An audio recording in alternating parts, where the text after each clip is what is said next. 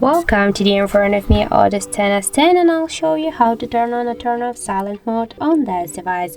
So let's just first press up or down volume button here on the up side of our device, and after that you'll see here the bell icon. Just click here once on the bell icons. Now we can see the message that calls and notification they will mute, and this means that we just successfully activate the silent mode on our device. If you want to turn off again the silent mode, just click here once again on the bell icon, and we can see the message that our calls and notifications they will ring.